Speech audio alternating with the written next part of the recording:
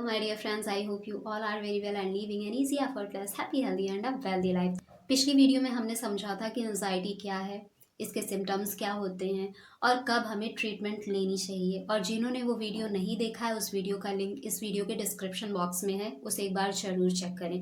Because जब हम चीज़ों से अवेयर होते हैं तो अगर कभी भी सपोज़ हमारे हमारी लाइफ में या हमारे किसी भी जानने वालों की लाइफ में ऐसी प्रॉब्लम आ जाती है तो हम उन्हें सजेस्ट भी कर पाते हैं और उन्हें ठीक होने में उनकी मदद भी कर पाते हैं। सो चलिए अब समझते हैं कि ये एंजाइटी डिसऑर्डर के टाइप्स क्या क्या हैं। सो पहला है जनरलाइज एंजाइटी डिसऑर्डर। इसमें क्या होता है, इसमें छोटी छोटी चीज़ों को लेकर व्यक्ति डरता रहता है, जैसे कि नौकरी हो गई, स्टडी हो गई, घर के काम हो गए, जिम्मेदारियां हो गई। तो इसमें क्या होता है कि व्यक्ति डरता है कि अगर ऐसा नहीं हुआ तो क्या होगा, वैसा हो गया तो क्या होगा, और ऐसी बहुत सारी थॉट उसके माइंड में आती रहती हैं और उसे बहुत ज़्यादा डराती हैं। वो घबराहट महसूस करता है, बहुत ज़्यादा टेंशन फील करता है। फॉर एग्ज़ाम्पल कोई जॉब कर रहा है तो वो इंसान को डर हमेशा ये लगा रहेगा कि कहीं मेरी जॉब चली गई तो, कहीं मैंने अच्छे से काम नहीं किया तो क्या होगा, अगर मेरी जॉब चली जाएगी तो मैं अपनी फैमिली की रिस्पॉन्सिबिलिटी कैसे उठा पाऊंगी या उठा पाऊंगा। सो ऐसे बहुत सारे थॉट्स आएंगे उसके भीतर और ये थॉट उसे डरा देंगे, घबराहट महसूस करेगा। और घबराहट में जो भी ये एंजाइटी के जितने सिम्टम्स हैं उसमें से बहुत सारे सिम्टम्स उसके भीतर वो फील करना शुरू कर देगा, जिसकी वजह से वो अच्छे से परफॉर्म नहीं कर पाता। सो अगर ये चीज़ें लंबे टाइम तक हैं तो यहाँ पर ट्रीटमेंट करवाना बहुत ज़रूरी है। नेक्स्ट है सोशल एंजाइटी। इसमें क्या होता है, इसमें व्यक्ति सोशलाइजेशन से डरता है। अगर कहीं भीड़ भाड़ में जाना हुआ, लोगों से मिलना हुआ तो उसको डर लगेगा। उसको डर क्या होता है कि कहीं उसकी बातों को सुना ना गया, उसे कुछ कहा गया, गलत बोल दिया गया, या फिर उसको रिजेक्ट होने का वहाँ पर डर लगता है। तो ऐसे में व्यक्ति क्या करता है, खुद को आइसोलेट रखता है। वो ज़्यादा सोशल गैदरिंग में नहीं जाता, ज़्यादा सोशलाइज नहीं होता लोगों से, ना ही बहुत ज़्यादा बातें करता है। तो इसका भी ट्रीटमेंट है। अगर ये चीज़ें बहुत लंबे समय से हैं तो इसका ट्रीटमेंट पॉसिबल है, ज़रूर ट्रीटमेंट करवाएं। नेक्स्ट है फोबिया। फोबिया में क्या होता है कि लोगों को किसी स्पेसिफिक चीज़ से या किसी स्पेशल सिचुएशन से डर लगता है। फॉर एग्जांपल किसी को पानी से डर लगता है, वो सोचेगा अगर पानी में गया या गई तो फिर हो सकता है मैं डूब जाऊं, हो सकता है मेरी डेथ हो जाए। ऐसे बहुत सारे नेगेटिव थॉट्स उसके माइंड में आने शुरू हो जाते हैं जब वो बहुत सारा पानी देखेगा या उसे पानी में जाना हुआ तो। ऐसे ही हाइट से बहुत सारे लोगों को डर लगता है। थोड़ी सी हाइट पे जाने के बाद उनके हाथ पांव कँपने लगते हैं। उनको लगता है कि कहीं मैं गिर गई या गिर गया तो यहाँ से गिरने के बाद डेथ हो सकती है, यहाँ से गिरने के बाद हाथ पैर टूट सकते हैं। ऐसे बहुत सारे नेगेटिव थॉट्स जिससे वो घबराहट होनी शुरू हो जाती है अंदर। बहुत ज़्यादा डर भय की स्थिति उनके भीतर पैदा होनी शुरू हो जाती है, जिससे वो उन चीज़ों को एक्सपीरियंस नहीं कर पाते और डर से उन चीज़ों को अवॉइड करना ज़्यादा अपने लिए अच्छा समझते हैं। ऐसी और भी बहुत सारी चीज़ें, किसी स्पेसिफिक एनिमल से डर लगना। सो ऐसी बहुत सारी चीज़ें होती हैं जिनसे वो डरते हैं। नेक्स्ट होता है पैनिक डिसऑर्डर। इसमें क्या होता है कि इसमें व्यक्ति कभी कभार भीड़ भाड़ में है, सडन कुछ हुआ उसके अंदर और उसकी घबराहट शुरू हो गई सडन।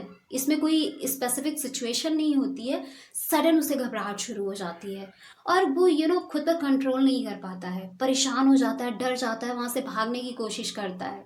सो यहाँ पर ये पैनिक अटैक्स होते हैं जिनकी वजह से वो वहाँ पे अच्छे से ना तो परफॉर्म कर पाता है और घबराहट में वो सारी चीज़ों को छोड़कर भाग आता है। सो ये हो गया पैनिक डिसऑर्डर। नेक्स्ट है ओसीडी, ऑब्सेसिव कंपल्सिव डिसऑर्डर। इसमें क्या होता है, इसमें व्यक्ति किसी स्पेसिफिक चीज़ को लेकर बार बार कोई सेम एक्शन करता है। फॉर एग्जाम्पल कि किसी ने डोर बंद किया, अब उसे पता है कि उसने डोर बंद किया है, डोर बंद है, बट स्टिल बार बार उसको थॉट आएगी कि जाके एक बार डोर चेक करो। वो जाएगा, चेक करके आएगा, बैठेगा, अगेन उसको फिर से थॉट आएगी जाके डोर चेक करो, वो फिर जाएगा। सो ऐसे वो बार बार करेगा, बार बार। ऐसे ही होता है हाथों को धोने के लिए कि लोग बार बार, उनको लगेगा हाथ में कुछ लगा है, अभी धुल कर आए, बट स्टिल उनको थॉट आएगी और ये थॉट इतनी ज़्यादा स्ट्रांग होती है कि उनको उठकर जाना पड़ता है। तो ये होता है ओसीडी। सो इसका भी ट्रीटमेंट पॉसिबल है। और ऐसी बहुत सारी सिचुएशन लोगों की लाइफ में होती हैं जिनकी वजह से वो बार बार कोई स्पेसिफिक बिहेवियर शो करते हैं, तो इसका भी ट्रीटमेंट पॉसिबल है। अगर किसी को भी है तो आप ट्रीटमेंट ज़रूर करवाएं। नेक्स्ट है PTSD, post traumatic stress disorder. इसमें क्या होता है कि व्यक्ति की लाइफ में कभी भी कोई ऐसी बुरी घटना हुई हो जो जिसने उसे बहुत ज़्यादा परेशान किया हो, बहुत ज़्यादा हर्ट किया हो, और बार बार वही घटना उस व्यक्ति को याद आती है और उसे डराती है, तो इसे कहते हैं PTSD। बहुत सारे लोगों को ये एंजाइटी डिसऑर्डर भी होता है। नेक्स्ट है सेपरेशन एंजाइटी डिसऑर्डर। यहाँ पर लोगों को अपने लव्ड वन से बिछड़ने का डर रहता है। जैसे बच्चे होते हैं छोटे, तो कभी उनके पेरेंट्स से, उनकी मदर से उनको ले लिया तो वो रोना शुरू कर देते हैं, क्योंकि उनमें भी ये चीज़ें पाई जाती हैं। उनको डर लगता है, उनको ऐसा फील होता है कि शायद उनके पेरेंट उनसे बिछड़ गए, या फिर वो बिछड़ ना जाए। या छोटे बच्चे जब स्कूल जाते हैं तो वो क्यों रोते हैं? क्योंकि उनको यही सेपरेशन एंजाइटी होनी शुरू हो जाती है, जिसकी वजह से वो बहुत ज़्यादा रोते हैं। बट अगर ऐसी चीज़ें बड़ों में है और लॉन्ग टाइम से है, तो ये भी एक एंजाइटी डिसऑर्डर है। सो इसका भी ट्रीटमेंट पॉसिबल है। सो अगर ऐसा किसी के भी साथ है तो ट्रीटमेंट ज़रूर लें। नेक्स्ट है परफॉर्मेंस एंजाइटी डिसऑर्डर। यहाँ पर क्या होता है कि व्यक्ति किसी चीज़ के लिए प्रिपेयर है, बट उसको बहुत ज़्यादा अंदर से घबराहट होनी शुरू हो जाएगी जब उसको परफॉर्म करना होगा। और घबराहट कैसे? अगर मैं अच्छे से परफॉर्म ना कर पाया तो क्या होगा, शायद मैं अच्छे से परफॉर्म ना कर पाऊँ। और यही सारी नेगेटिव थॉट सोच सोच कर वो इंसान अंदर ही अंदर बहुत ज़्यादा परेशान होने लगता है, घबराने लगता है। फॉर एग्ज़ाम्पल कोई सिंगर है, अगर उसको ये परफॉर्मेंस एंजाइटी है तो वो स्टेज पे जाते ही उसके हाथ पांव कांपना शुरू कर देंगे, उसके अंदर घबराहट होनी शुरू हो जाएगी, बहुत ज़्यादा बेचैनी होना शुरू हो जाएगा, गला सूखना शुरू हो जाएगा, वो अच्छे से परफॉर्म ही नहीं कर पाएगा। कोई बच्चा है, उसको एग्ज़ाम से डर लग रहा है कि शायद मैं अच्छे से ना कर पाऊँ, और जिसकी वजह से वो घबराहट में, इवन तो वो अच्छे से प्रिपेयर है उस चीज़ के लिए, but still because of this anxiety वो अच्छे से परफॉर्म नहीं कर पाता। सो ये भी एक एंजाइटी डिसऑर्डर है। अगर ये हमेशा होता है, कहीं भी परफॉर्म करना हुआ तो इसका भी ट्रीटमेंट पॉसिबल है। सो ट्रीटमेंट ज़रूर लें। नेक्स्ट है हेल्थ एंजाइटी और हाइपोकॉन्ड्रिया। इसमें क्या होता है, इसमें व्यक्ति को बार बार कोई बड़ी बीमारी होने का डर सताता रहता है, उसे घबराहट होती रहती है। अगर उसे थोड़ी सी चोट आई, थोड़ा सा खरोच आया, या फिर थोड़ा बॉडी में पेन हुआ, या थोड़ा सा बुखार आया, वो तुरंत डॉक्टर के पास जाएगा, इस घबराहट में जाएगा कि कहीं उसे कोई बहुत बड़ी बीमारी तो नहीं हुई है। वो बार बार चेकअप करवाता है। ये भी एक एंजाइटी डिसऑर्डर है। अगर ऐसा कोई बार बार कर रहा है तो उसको बार बार घबराहट, डर लग रहा है, बार बार उसकी थॉट में ऐसा आ रहा है कि उसको कोई बड़ी बीमारी हो जाएगी जिसकी वजह से उसकी डेथ हो सकती है, तो ऐसे लोगों को भी ट्रीटमेंट लेना बहुत ज़रूरी है।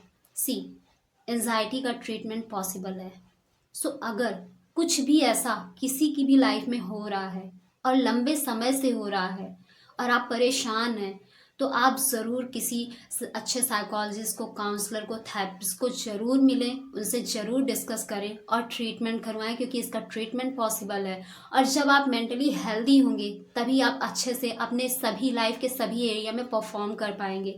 अदरवाइज़ आप कितने भी मास्टर क्यों ना हो अपने किसी भी फील्ड में, अगर ऐसी एंजाइटी होती रही, डर बना रहा, भय बना रहा, घबराहट होती रही, तो आप अच्छे से परफॉर्म नहीं कर पाएंगे।